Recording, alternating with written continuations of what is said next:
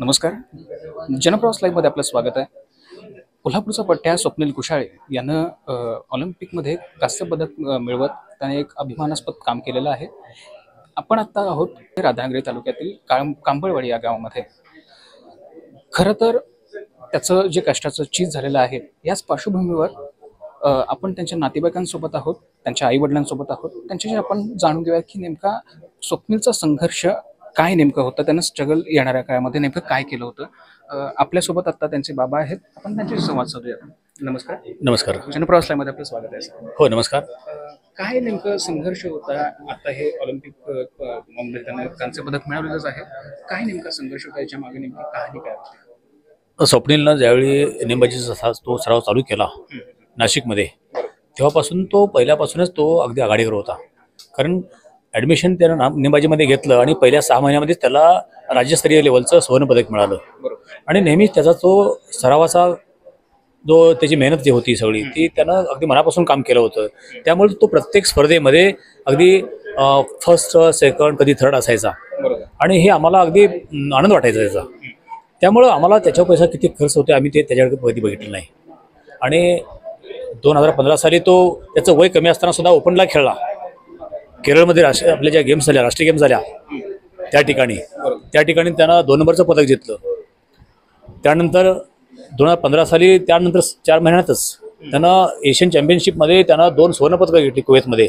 आणि त्याच्या ह्या सगळ्या कामगिरीचा भाग बघून रेल्वे खात्याने त्याला आपल्यामध्ये नोकरी जॉईन करून दिलेली आहे. आणि त्यामुळे नंतर मग आमच्यावरचा जो आर्थिक भार होता तो कमी झाला. 2018 कोणत्या पदावर कार्यरत आहे? आता सध्या तो TC या पदावर काम करतोय रेल्वे खात्यामध्ये.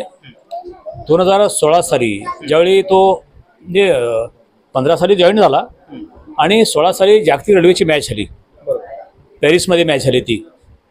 आणि त्याही स्पर्धेत त्यानं रेल्वेच्या मॅचमध्ये जागतिकला सुवर्णपदक घेतलं.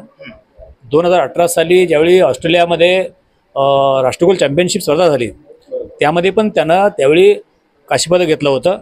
आणि त्यावेळी गगन नारंग नावाचा जो आपला खेळाडू आहे त्यानं 2 नंबरचं पदक घेतलं होतं. असा त्याचा प्रवास सगळा आहे. आणि याहीपेक्षा त्याची अनेक पदकं आहेत, तर सगळीच पदकं मी आता त्याची मी सांगू शकत नाही. त्याची खूप पदकं आहेत जी मला माहीत नाहीत. आणि अशा प्रकारे तो खेळत गेला. 2020 साली पण त्याचं ऑलिम्पिकचं ध्येय होतं खेळायचं, पण अगदी काही अवघ्या पॉईंटमध्ये तो कमी पडला आणि ऑलिम्पिकला खेळू शकला नाही. पण त्यावेळी तो नाराज झाला.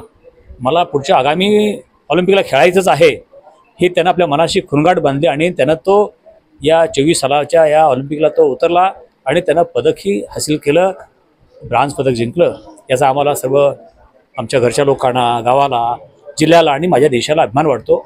एका सामान्य कुटुंबातला मुलगा एवढ्या उंचावर पोहोचतो, यामुळे सर्वच लोकांच्या अपेक्षा आणि सहानुभूती होती. आणि या सहानुभूतीच्या जोरावरती आणि माझी माऊली पांडुरंगाच्या कृपेनं हे सगळं माझा मुलगा सक्सेस करू शकला असं मी म्हणेन. नक्कीच पांडुरंगाच्या कृपेनं हे जे काय यश आहे ते त्याला मिळालं असं एक त्यांनी सांगितलेलं आहे. आपल्यासोबत त्यांच्या आई आहेत. जसं की आता बाबांनी सांगितलं की पांडुरंगाच्या कृपेनं एक त्यांना यश मिळालेलं आहे. आपल्याकडे एक वारकरी संप्रदाय पण आहे. त्याचं काही आध्यात्मिक स्वप्नांसाठी तुम्ही काही हे करत होता का, सेवा करत होता? हो, विठ्ठल रुक्माईची सेवा करतो. आणि का तर मुलं आमची गाडी घोड्यात विमानात अशी खूप सारे लांब लांब जायचे. मग भीती वाटायची मला, रात्रभर झोप लागायची नाही. मुलगा कधी पोचतोय, कधी फोन मला येतोय त्याची वाट बघायची. मग माझा सूरज सारखा म्हणायचं, मग मी तू काळजी करू नकोस, तुला फोन येईल, दादा पोचलाय, दादा जरी माझा कॉन्ट्रॅक्ट झालाय असा बोलायचा. कशा पद्धतीने नेमकी तुम्ही सेवा केली देवाची जेणेकरून हे यश त्याला मिळालं? म्हणजे मी आधी वारीला जायची. माझा भाऊ तानाजी तारळ्याचा, त्यांच्या वारीतनं मी जायची. मग मला आवड लागली पंढरीची. मग प्रत्येक वारीला जायची. परत नंदवाळला पायवारी करायची. आणि त्याच्यामुळं त्याला पण ती भक्ती आवडली माझी. मुलासनी पण आवडली, सगळ्यासनीच आवडली, घरातल्यासनी. 20 वर्ष झाली आता भक्ती चालू आहे माझी विठ्ठलापासून. मग ती मगाशी खेळताना मला एकदम भडभडून आलं. माझी BP वाढते काय कमी होते हे मलाच काय कळत नव्हतं.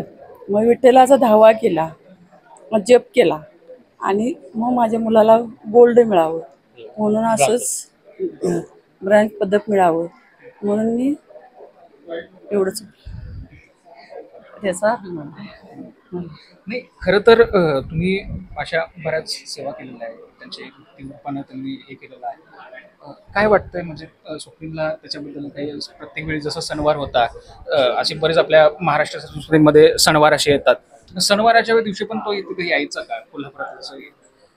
सणावारा दिवशी तो कधीच नाही ते येत नव्हता तो, का तर त्याचं करेल मोठं व्हायचं होतं नाही त्याला, प्रॅक्टिस सारखी चुकायची.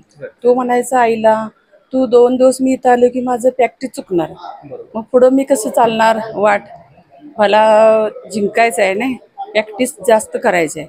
3 दिवस प्रॅक्टिस चुकली की मग मी माझं मग हे होणार, प्रॅक्टिस चुकणार असं सारखा बोलायचा. मग कधी कधी आम्ही पुण्याला गेलो की तिथं त्याच्या घरी राहून राहायचं आणि तो मग आम्हाला म्हणायचा तुम्ही निवांत जेवा खावा, मी प्रॅक्टिस करायचा, 8ला जायचा आणि 3ला यायचा, परत फोन यायचा तुम्ही जेवून घ्या. माझा मुलगा सर मी अशी जायचं आणि मग तुम्ही जेवून घ्या, माझी काय वाट बघून बसा, मी निवांत जेवण असा बोलायचा. नाही तसं म्हणायला गेलं तर काका म्हणजे हा जो खेळ आहे बऱ्यापैकी जर असा महागडा खेळ असं एक म्हटलं जातं, कशा पद्धतीनं तुम्ही पैशांच्या हिशोबाने काही मदत वगैरे काही तशी केली? नाही हे बघा, तशी माझी शेतीवाडी फार कमी आहे आणि ज्यावेळी त्याला पैसे लागायचे त्यावेळी मी माझ्या शिक्षक बँकेतून थोडंसं कधी कधी लोन घेत होतो आणि ही मला त्याचं काही चिंता वाटत होती का, कारण त्याचा खेळातला जो ग्रोथ आहे तो वाढत होता आणि मी त्याच्या कामावरती खुश होतो, त्यामुळे त्याचं मला आजही काय वाटत नाही. आता तर जॉबला लागल्यामुळे तर काय मला चिंताच वाटत नाही. तो 2015 सालापासून तो आता रेल्वे खात्यामध्ये जॉईन झालेला आहे आणि तेव्हापासून माझी त्याची जी चिंता वाटायची पैशाची ती काय फारशी मला वाटतच नाही, तर तो माझ्या पैसे फारसं मागत नाही. नक्कीच आपल्यासोबत त्याचा भाऊ देखील आहे. तर काय वाटतंय, तुझं नाव कसं? माझं नाव सूरज कुसाळे, मी स्वप्नीलचा लहान भाऊ. मला काय वाटतंय एक मोठ्या भावानं एवढी मोठी कामगिरी केली आहे, काय वाटतंय? खूप अभिमान वाटतो, त्याच्याबद्दल खूप आदर वाटतो. त्याने एवढी मोठी झेप घेतली. ऑलिम्पिक गेम्स म्हणजे खूप मोठी गोष्ट आहे ही आणि त्यामध्ये पार्टिसिपेट होणं पण साधी गोष्ट नाही आहे आणि ते माझ्या भावानं स्वप्नीलनं करून दाखवले.